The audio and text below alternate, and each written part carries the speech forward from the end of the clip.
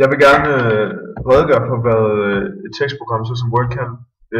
Et tekstprogram som Word kan redigere i dine tekster, du kan skrive en masse tekster deri, og du kan modtage dokumenter fra en given sender, som du kan åbne i det. Og Word er generelt bare et rigtig godt tekstprogram i det, at du kan gøre alt med dine tekster, ikke? Der er en masse indstillinger i Word, som du kan ændre, og dem der er på den her side, dem vil jeg komme ind over senere hen. Lige kort, så du kan ændre en masse skrifttyper her, og du kan ændre, hvordan du vil fremhæve dine tekster, en masse overskrifter, typografiskrift og sådan nogle ting. Men udover det, så er der en masse andre indstillinger, du kan lave. For eksempel det her, det er bare start, så ind i indsæt, der du kan sende forside og tabeller og billeder og en masse figurer samt nogle links, og du kan ændre sidehoved, sidefod og sådan nogle ting. Inde i sidelayout, der kan du ændre dit sidelayout, kan man sige, der hvor du skriver med indrykninger og afstand før og efter linjer. Indsæt marger og retninger og kolonner og sådan noget på dine tekster, og inde i referencer, der kan man også en masse ting. Men altså, generelt så er der ikke så mange i de sidste tre, fordi sidelayout, indsæt og start, så det er dem, du kommer til at arbejde mest med. Som sagt, så er det de tre første afsnit i menuen, der kommer til at bruge først, som hedder startside, indsæt og sidelayout. Her i indsæt, der vil jeg nu vise, hvordan du ændrer først, hvordan du ændrer din skrifttype, og hvordan du ændrer linjeafstand mellem de linjer. Og så dernæst så vil jeg vise, hvordan du åbner et dokument med linjeafstand. Først, så hvis du ændrer din skrifttype, så går du herop, så den starter som standardskrift hedder Calibri, men der er en masse andre, der er utallige skrifttyper her, som du kan vælge imellem faktisk. Og så kan man jo vælge at argumentere for, hvad for nogen du synes der er pænest, men den jeg holder mig til, det er for det meste Calibri. Men vi vil lige tage den her lige for at understrege det der, at man kender skrifttypen. Bum. Det er standardskrifttypen. Så kan man markere det. Men det behøver du ikke gøre, hvis du har indstillet det, men det vil jeg lige gøre. Så kan jeg fx ændre det over til den her skrifttype. Så jeg simpelthen blive ved med at køre den. For eksempel, ikke? Ja. Nu vil jeg vise, hvordan man ændrer linjeafstand. Det her, det er standard linjeafstand, ikke? Men det du kan gøre, du kan gå op i den her feature her, det her afstand mellem linjer og afsnit. Så kan du faktisk tage nogle af de her tabs her, og så kan du vælge helt selv, hvad for et linjeafstand du vil, ud for de presets her. Men du kan også gå herind, og så kan du simpelthen ændre helt i det. Det vil sige venstre og højre godtekst, og alle de her ting her, du gerne vil ændre i, og hvordan du vil gøre mellem linjerne, og du kan også ændre i din tabulator og alle mulige ting. Men det der er vigtigt her, det er, hvis at du nu gerne vil have en afstand mellem linjerne, der hedder 3,15 cm for eksempel. Så kan du trykke OK, så er den der kun i det her dokument, men du kan også afgive som standard kun dette dokument. Det kan man vælge at gøre, men jeg trykker bare OK. Bum. Så det vil sige, nu er standard simpelthen så stor her. Og så vil jeg lige kort vise, hvordan man gemmer det. Jeg vil trykke gem som, fordi så vil du bruge den designerede mappe, du også gerne vil have dine ting til at ligge i, altså en specifik mappe, du gerne vil gemme dit shit i. Og det her dokument her, det kommer bare til at hedde hej, jeg vil til at sætte på HG.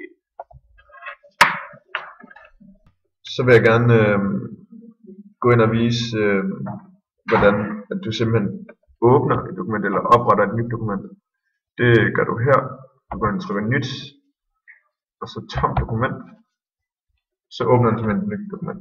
Og som sagt før, så kan du gå ind og gemme som, så kan du gemme den, hvordan lige, hvilket det alias du vil kalde det, og sådan nogle ting. Men, jeg vil lige hurtigt skrive en kort tekst.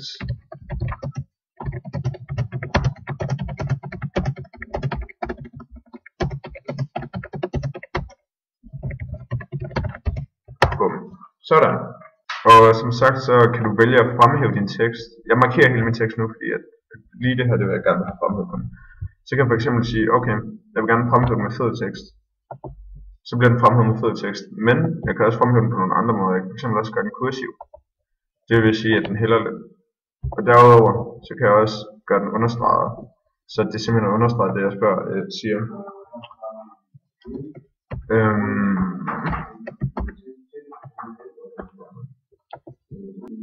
Og nu vil jeg lige til de her punkter lige kort. Men derudover så kan du faktisk også justere din tekst. Du kan jo lave det som en central stilling, en venstrejusteret tekst, eller en helt justerbar standardtekst på midten. Men den vi kommer til at beskæftige os mest med, det er helt klart en venstrejusteret tekst. Dernæst så vil jeg gerne forklare punktopstilling og linjeafstand. Heroppe i din menu du har heroppe, der har du forskellige punktopstillinger du kan bruge. Det er en helt standard punktopstilling, bare med almindelige punkttegn. Bum, så kan du lave nogle punkttegn, og så kommer de helt stille og roligt nedad, eftersom du skriver. Når du laver nogle linjer, og du har noget at skrive på. Og der er også punktopstilling i flere niveauer, for eksempel. Det her det er den helt standard punktopstilling, bare med almindelige punkttegn. Her er der for eksempel en opstilling med tal, og du kan også tage forskellige bogstaver og sådan nogle ting. Og så er der en her, der er lidt mere avanceret at bruge. Det er for eksempel godt, hvis at du er i gang med at skrive noget, så der skal være en masse punkter ind under et specifikt punkt, fordi at så kan du altid få noteret de forskellige punkter med et indryk, så at du ser dem som et punkt i punktet, hvis man kan sige det på den måde. Og dernæst kan du også redigere en punkttegn, som jeg viste dig før. Her er der nogle standard punkttegn, men jeg tror også, at du kan sætte nye punkttegn ind. Og igen her, der er der også en masse punkttegn, du kan vælge. Og det samme med den her. Der kan du også vælge med forskellige punkttegn.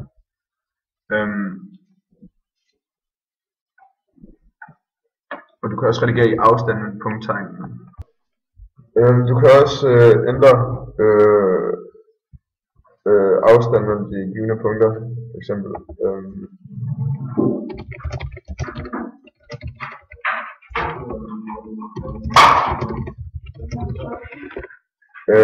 Og det gør du simpelthen ved at højreklikke på dem, og så står der jo